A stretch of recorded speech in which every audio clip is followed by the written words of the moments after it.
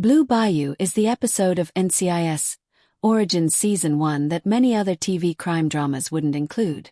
It lays out Leroy Jethro Gibbs' last steps to become an NCIS agent and truly reaches to the heart of who he is, but it does it in a way that is surprising and may seem uninteresting to other series. However, because it defied genre conventions and ended its first season on a positive note, the CBS prequel is deserving of its bouquets. Since Ruth, Gibbs' landlady, loves the Linda Ronstadt rendition of the Roy Orbison song, Blue Bayou is named after it. After Gibbs and Ruth develop an unexpected connection, the song becomes a significant role in Gibbs' personal life. Additionally, what may have been a typical pre-Christmas episode ends up revealing a great deal more about Gibbs and the world at large. After Gibbs kills Pedro Hernandez, the guy who killed his wife Shannon and his daughter Kelly, and his Origins Season 1 Episode 10 begins. As a result, Gibbs and Lola Dominguez are at odds.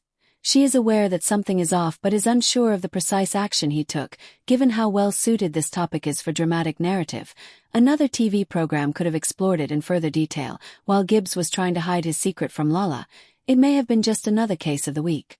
Rather, because the episode starts with them and concludes with Gibbs giving Lola the truth, Blue Bayou used their connection as a sort of framing technique. The fact that the Pedro of it all doesn't loom over them for the remainder of Season 1, or even the entire series, is pleasant.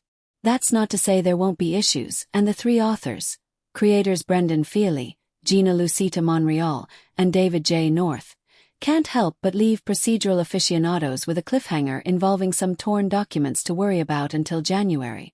However, it would be simple to keep the secret as long as possible in order to create tension.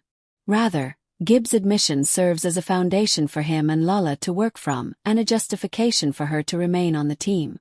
Crucially, it's only the beginning and doesn't mean that everything will be well. It also has a tremendous resonance considering what happens in the rest of the show. In essence, this is a narrative about Gibbs, the women in his life, and how they have influenced him, whether or not they are physically there. Additionally, it is incredibly emotional without overpowering the viewer with its intended emotions. Given that viewers were already aware of Gibbs and Frank's lengthy history and their deep affection for one another, there was clear interest in delving deeper into their connection when NCIS Origins was first revealed. However, the prequel's ability to draw attention to other characters who play a significant role in Leroy Jethro Gibbs' development has been one of its best features. And no one could have predicted when Ruth was first introduced that she would receive an episode like Blue Bayou. She seemed like the TV procedural counterpart of Mr. Roper from the 1970s comedy Three's Company, a brief supporting character brought on for color and/or comedic effect. As the one who encouraged Gibbs to join NCIS, or NIS, as it was initially called, Ruth now has a unique place in NCIS history.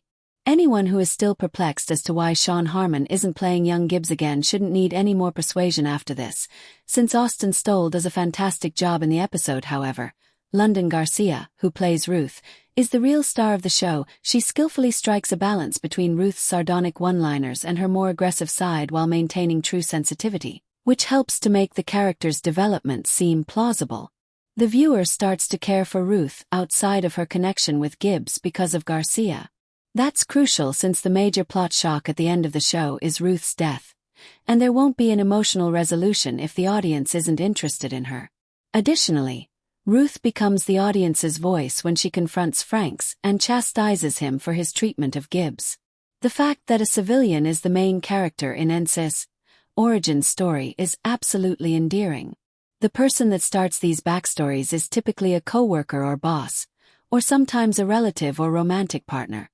Such attention to an individual who is not only completely normal but also appears to be unimportant is quite uncommon.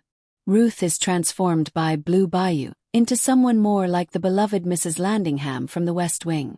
Although Mrs. Landingham would never consider herself significant, Josiah Bartlett and all of her co-workers saw her as a hero. In addition to being able to reconnect with her estranged son, Ruth receives her own ideal farewell, making her a hero to Leroy Jethro Gibbs. The obvious problem now is that this Christmas episode isn't actually a Christmas episode. The highlight of Blue Bayou is Mary Jo pulling the workplace Christmas tree out of storage, in contrast to NCIS Season 22, Episode 9, Humbug, which was created especially to promote holiday happiness. Given that the NCIS screenplay was primarily intended to be a Christmas narrative, some viewers may find it startling. The holiday itself, however, is not consistent with the plot of Blue Bayou, which is divided equally between a psychological analysis of Gibbs and the final details of how he arrived at NIS. Although the audience is aware that Gibbs did not pass his psychiatric test, they now understand why. Additionally, they provide highly specific examples of his trauma-related reactions.